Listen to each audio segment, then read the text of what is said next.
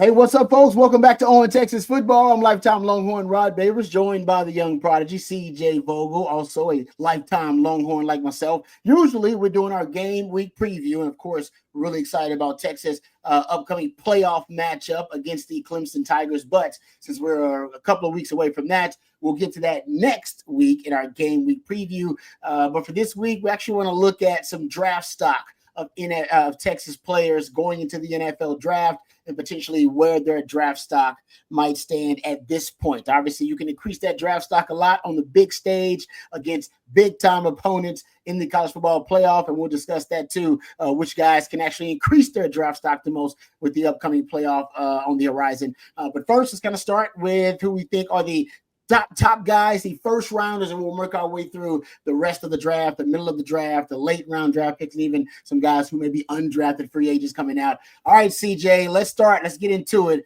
And before we do, I'm really excited. Before we do, let's thank our fabulous sponsor for our game week preview usually, but this week it is for our draft projections and our draft prospectus.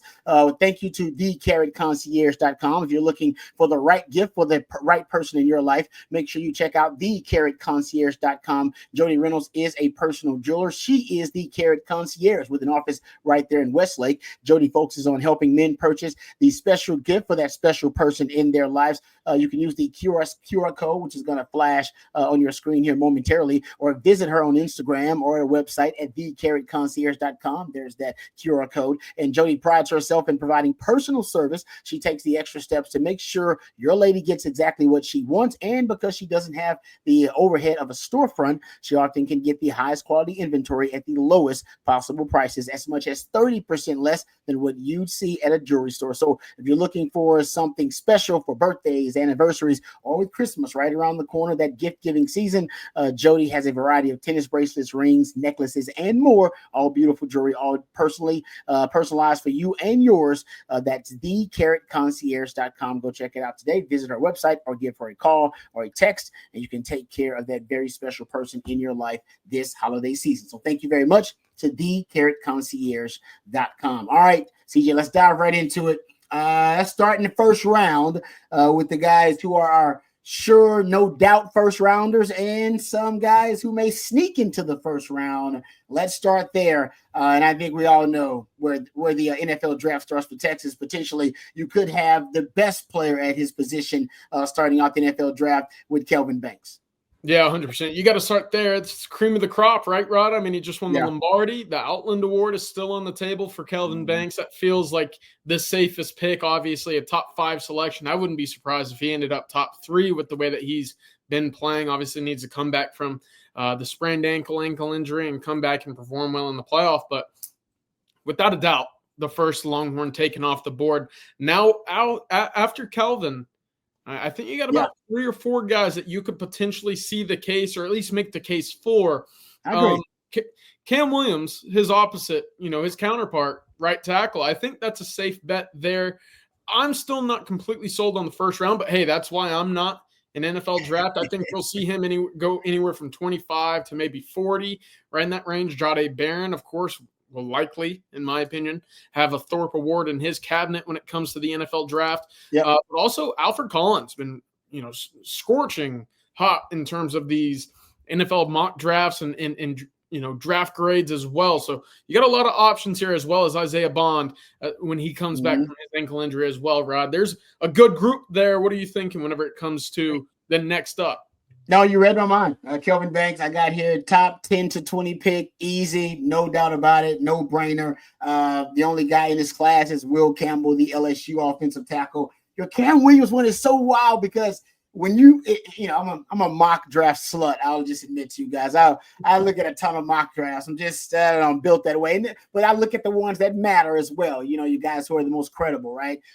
Dane Bruglers of the world, some Matt Millers of the world, and even with guys like Jim Nagy, the Senior Bowl exec, what they talk about and what they tweet out. And they are everybody's really high on Cam Williams, and they say basically based on the raw traits, just the elite traits he has, that he's going to be a first round guy or a day 2 guy. right? Yes. Maybe second round guy, basically. So I'm with you. Most of the buzz, if you go after Kelvin Banks, the most buzz for any prospect at Texas to get a first round grade is actually Cam Williams. And it's crazy to me, but that is the case. But it's more about the elite traits, not the consistency of his play. They're just saying he projects to be a top tier tackle in the NFL at one point, and you can get him at a kind of a bargain basement value late in the first round potentially if he decides to come out. So I'm with you about Cam Williams. I got him from 1 to 2. Isaiah Bond, because he's got an elite trait now, I know that his productivity has fallen off. But if he runs as fast as everybody believes he's going to run, which is something that could potentially run, he runs a 4.2 at the combine, and shows he's got world-class elite speed. There are some scouts that will shoot him up the draft boards just because of that elite trait. So I got him, and the wide receiver position is a premium position. That's what we're talking about here, guys. Premium positions. That's quarterback, that's tackle, that's DN and edge, that's wide receiver, cornerback. I think D tackle is now thrown in there too. If you go look at at least what the NFL is paying these positions, D tackle is paid as much as defensive ends now, the premium D tackles and the elite D tackles. So I look at Isaiah Bond playing in one of those positions. So he's got, I think, round 1 to 2 potential. Jahdae Barron has gotten the least amount of preseason buzz to be a first round pick. But if you go look at the cornerbacks coming out, I don't see a cornerback coming out that's that much better or better, period, than Jahdae Barron. Whether you're talking about Will Johnson is the one that they're going to say is better than Jahdae Barron. Not based on the film that I watched, but he's the guy. All right, that's the cornerback out of Michigan. And then they really like, of course, Travis Hunter. He's a different monster altogether. I don't even consider him just a cornerback. We don't know what he is. He's a unicorn. Right? So those two. But then right behind those two, I think it's pretty much, in my opinion, it could be Jahdae Barron. Siobhan Ravel is the Eastern Carolina corner. Trey Amos out of Ole Miss, people like a lot. Benjamin Morris, the Notre Dame corner, they like a lot. I like Jahdae Barron as much as any of those guys after Will Johnson and Travis Hunter, which scouts are going to love. I think Jahdae Barron could be a guy that ends up sneaking into the first round. He's a day one starter for me in terms of his ability to plug and play at nickel or at outside corner. Somebody's going to fall in love with Jahdae Barron. And I think other than Kelvin Banks and I think Cam Williams, because he's getting the most love, I think Jahdae Barron's your other most likely candidate to be a first rounder, in my opinion, based off the traits that he has. Now, I agree. And again, you look at just watch the tape, Rod, and the tape will speak for itself. But you mentioned just that, the tape, the measurables, the combine, the underwear Olympics, as you like to call it, that's going to play a role. And that's kind of where you see the hiccup between on-field production and freakish athlete, right? For first-round guys, you have to have a combination of both. Yep. And I think you see that kind of working for and against several Texas players, right? The on-field production for Jahdae Barron, it's going to be there. Really good. The testing numbers, maybe a bit of a question mark. Now for Isaiah Bond, on the other hand, freakish athlete, going to test very well. Yep. Production on the field, especially in the second half of the season, not there. So that's the back and forth, the give and the take there. That Texas will certainly be juggling as well. Now, what's going to be really interesting is where does Alfred Collins go? Because I think at 6'5", 6'6", elite traits, 330 pounds, he's going to test well, right? Remember, that's a freakish athlete. That's a 5-star caliber athlete. And now the consistency's been there for Texas in the second half as well. I could see him certainly going to the Reese's Shrine Bowl or Reese's Senior Bowl, the Shrine Bowl in Frisco, wherever he ends up, and really wowing a lot of folks just because of how well he will move at that size. Yeah, I got him as definitely a day 2 guy. Probably, I believe there was a day 2 grade on him from Dane Brugler. He said anywhere from rounds 2 to 3. If T'Vondre Sweat couldn't make it into the first round, and he did have some freakishness, we'll see how Alfred Collins tests. Because I'm with you, when you see it, a big man move like that, it does kind of give you chills. And I get a lot of scouts are gonna be really, really salivating over the way. Vernon Broughton as well. I think. Okay, how about this? How close are Vernon Broughton and Alfred Collins in this draft projection? Right? Which one is drafted higher? That's a good question. They're both round 2 to 3 guys to me, right? They're both day 2. Yeah. And what's going to be the differentiator for me? Look, I think Vernon Broughton's had the best year of his career by far, right? He's become that focal point on the interior defensive line for Texas. will he have the measurables, the testing times? And I think that does play a big factor for Alfred Collins. Again, the wingspan, everything kind of points towards Alfred because of the athlete he was. I think he's built better when it comes to stopping the run, becoming a disruptive guy in the backfield as well for the NFL. But I can't knock what Vernon Broughton's done this year because it's been nothing short of tremendous. Yeah, I think both of those guys, depending on how they test, are going to fall somewhere in the same range. Definitely day 2 guys, but rounds 2 to 3 there. And, right now I see, depending on the depth on the defensive tackle position, those guys' draft stock right now could really increase or decrease depending on how they perform here in the college football playoff. Gunnar Helm is another guy that I have day 2. I think he's a top 5 tight end. Problem is tight end is not a premium position, so he won't get the premium position boost that guys like Vernon Broughton and Alfred Collins are going to get. Even Quinn Ewers. Haven't talked about Quinn Ewers. Quinn Ewers has kind of dropped out of the first round, but he's definitely going to be a second to third round quarterback, just be second round quarterback. He's not a first round quarterback, just because of how they're going to boost him as a premium position guy. By the way, Quinn Ewers can still, in my opinion, turn himself into a first round caliber quarterback, depending on how he finishes here at the college football playoff. He's probably got the most to gain and to lose, in my opinion, in the college football playoff. I'll just say that since we're talking about draft grades. I don't think anybody can increase their draft stock or decrease, right, and hurt their draft stock more than Quinn Ewers can in this college football playoff run. There's no question. Let's talk about Quinn, Rod, because I think that's an interesting one, right? We've talked about it. The goal coming into the year and through the first 3 weeks of the season really was get to New York, lead Texas to the playoff, potentially conference championship, and go first round, right? That was the expectation, really. Year 3 in the system, you got a great offensive line, you got all the wide receivers that you need out of the portal. That was supposed to be the year, and it's been rocky, right? You've had your great moments, you've had some shaky moments, but you made it to a conference championship, you made it to the playoff, and look, I think you hit the nail on the head. You're going to have at least 1 and hopefully 4 more opportunities to leave a lasting legacy at Texas. And what that means also is a lasting impression for NFL draft scouts, GMs, coaches everywhere, because they're going to be tuned into these games, of course, especially if that means they're going to be drafting a quarterback, one that might change the trajectory of their job and the franchise that they work for. So for Quinn specifically, I think you're right. These next couple of games in the playoffs, it's going to change or at least completely direct where he heads. Whether that be down the draft, up the draft, or remain kind of where he is right now, which I believe is in that 60 to 100 range at the moment in the draft. Yeah. But with that said, there's one thing that's working for him. And you've talked about premium positions, and you've talked about the ceilings of which teams would like to maybe take a risk on guys that we've seen at premium positions, especially if it's at a cheaper price tag. Quinn's 21.7 years old. Why does that matter?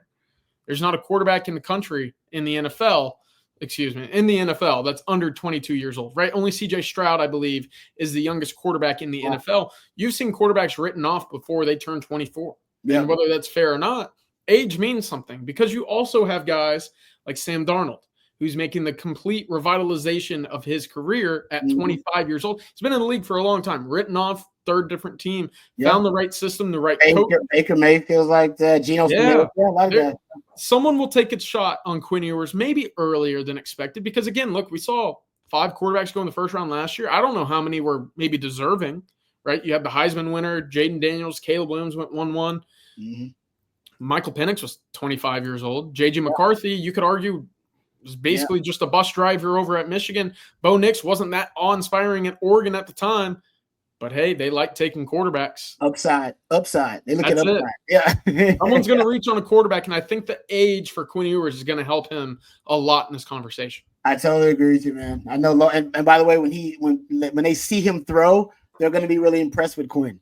Yeah. He looks amazing. He trust me, he passes the eye test when it comes to the underwear Olympics and throwing the football. So that's going to be built for it. I think the premium stuff will push him up, though. I really do. All right, Gunnar Helm, though, not a premium position, but a top 5 guy coming out at his position. Eli Stowers, the tight end coming out at Vanderbilt. Colson Loveland, tight ends that might be ranked ahead of him. But Gunnar Helm's right there. Do we see Gunnar Helm as a 3rd, 4th round guy somewhere around there? I think third round, back into the third, early fourth. Again, depends on how he tests, but the production's there, the numbers are there, and you always see a run on tight end somewhere in the third round or so. You always see it. Yep, I like that. I think another guy going around there, and he's at a position that can be considered premium, but he's not an elite necessarily pass rusher. But Baron Sorrell, and he'll be going to the senior board. He's got a lot of chance to increase his draft stock, but I think because of his he's kind of reminds me of a Christian Jones in his trajectory, his development. It's been steady every year, better every year. Shows how coachable he is. Shows that the development from kind of from his the start, the maturity and his development overall, that is something that's been linear and you can track it rather than all over the place and something that's been inconsistent. Coaches and scouts like that. I think Baron Sorrell falls in that fourth round, somewhere around there too. Anywhere from third to fourth round as well, in my opinion. I think I agree there. Now, talking about defensive backs, because I'm on board with you there. Where's Andrew Makuba go in your book? Dude, I got fourth to fifth right here, just so you know, right there. That's what I got, fourth to fifth. I don't know, but because he's light. He's light. Small. Well, yeah, small is not the right word. He plays above his weight, but you're right. He's going to step on the scale. Yeah, he might be having to pull some of those little 2.5 pound plates into his sliders when he steps up there, Rod. Yeah, no, I think he's going to test well because he's got great change of direction, and I think he's got good, just linear speed as well. But I do DB is deep. He's getting a lot of love now. He's performing well on the big stage, including, like you said, the SEC title game. I say fourth round. Yeah. I say fourth round is where I see Makuba, in my opinion. I like it. Jake Majors, center, not a premium position. Don't know why, but it ain't. Where do we see Jake Majors? I say I got 4 to 6 right here in my range. That's a wide range, but it's hard to gauge center. Center is tough. Yeah, I totally agree. And look, centers normally only go early in drafts if they have extreme wingspans or they're incredibly strong, right? Jackson Powers Johnson over at Oregon last year went very early. You look at Creed Humphrey from Oklahoma. These guys played a lot of football, as did Jake. But do you have the intangibles of a wingspan? Yeah. Or are you putting up crazy numbers in the weight room? Jake's been great, but to your point, center's just not that spot that you see a lot of guys go early because I think you see the watered down effect or the waterfall effect in offensive lines. If he's not a tackle, well, he's a guard. If he's not a guard, well, we could try him at center, right? That's just how it works there. Yep, I totally agree with you. And for Jake May, what's the freakish quality he brings to the table? We know it's his intelligence and his football acumen, but I don't know how much that's going to increase your draft stock. But I think he's an NFL player, no question about that. Matthew Golden, wide receiver, deepest position in football. So I think he falls down, but he falls down the draft a little bit. But I got 4 to 5th. I got 4 to 5th round. That's where I got it. I could be wrong about that. It's just so deep, man. It's a deep position every year. The hands are going to be what takes him to where he needs to go. Look, you've seen the big time catches time and time again. Michigan, Vanderbilt, against Georgia in the SEC championship game. He's come up with big plays when big plays are needed. The red zone route running ability is also going to carry him a good bit. Yeah, I like that. Michael Taft Daddy. I got 6th round to undrafted here for Taft Daddy. I mean, Pro Football Focus has him as one of the top 10 best players. He made their All-American squad, actually. I think he's there. He's a safety, as All-American safety for Pro Football Focus. Does he end up getting drafted? If he ends up leaving, who knows? He could end up coming back. I think you see that decision linger a good bit. Yeah. I think that might be the last Longhorn you see either declare for the draft or return. I agree. I would return if I was Taft Daddy. I would too. Hey, I ain't gonna never doubt Taft Daddy. I do think whether undrafted or free agent, he has a chance to make a squad in the league, and that's just a phenomenal story. Jaden Blue, does anybody think Jaden Blue is the production just wasn't there? The speed, he'll tuss very well. The production just wasn't there, especially when you account for drops and fumbles. Yep. All right. I think that's I will say this. I do believe Texas has a chance to break the modern era record again. 11 draft picks. I mean, we just discussed 13 guys there or something like that. I mean, we discussed a lot of guys. There's still a few guys that are left off, right? DJ Campbell, does he go? Jermaine Lolay, is there a spot for him in the interior defensive line? There are some names still out there for Texas to capitalize in the draft game for. So we'll see. But right now, Rod, I think that's a great starting point for the start of the playoff coming up, because these draft stocks certainly can change over the next potential 4 weeks or so. Let's hope they're all going up. That'd be a really good thing for Texas. All right. Thank you, CJ, for all of the tidbits and the wisdom. We appreciate it. Thank you very much to thecarrotconcierge.com. Don't forget about that. Holiday season right around the corner. Trust us. You can trust her. Jody Riddle does a great job, and you'll get personalized jewelry for that very special person in your life for this holiday season coming up. That's thecarrotconcierge.com. Really appreciate her for supporting and sponsoring our, what usually is our game week preview, but is our draft stock look ahead for the Texas Longhorns. All right. Thank you, CJ. For everybody out there watching and for listening, thank you as well. And until next time, hook 'em horns. Welcome.